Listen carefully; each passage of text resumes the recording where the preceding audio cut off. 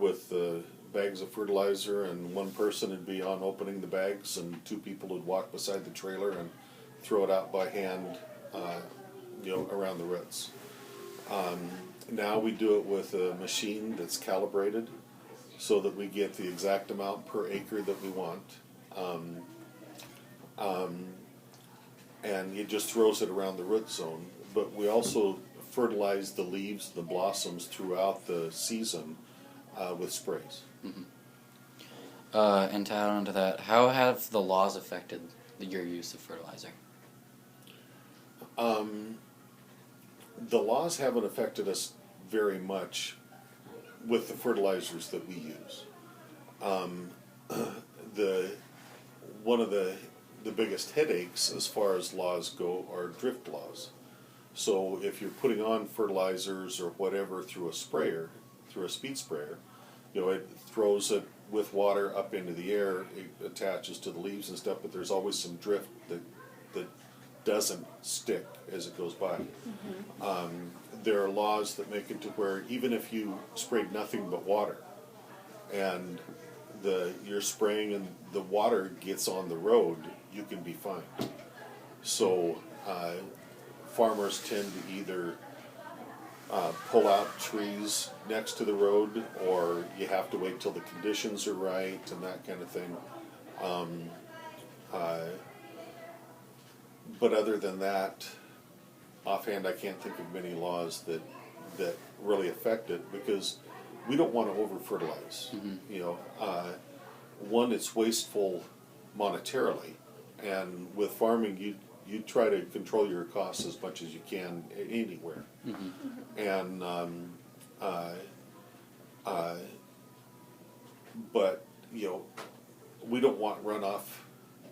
Anything leaving the orchard for any reason, partly because of finances, but partly because it then creates more headaches for us in other things.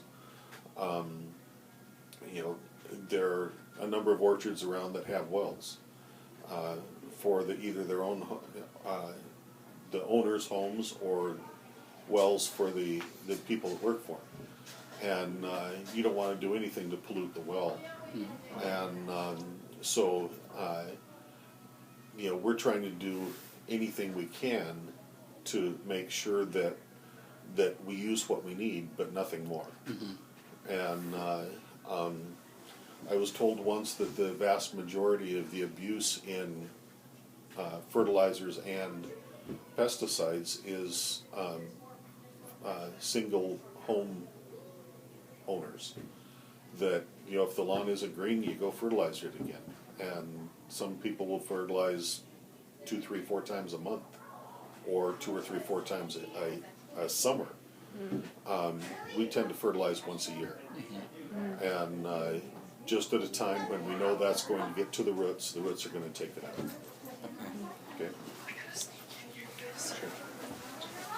What considerations do you take when considering a new fertilizer? Expense is always part of it. The cost. Mm-hmm. You have to determine if the cost is worth any improvements, or if there are going to be any improvements.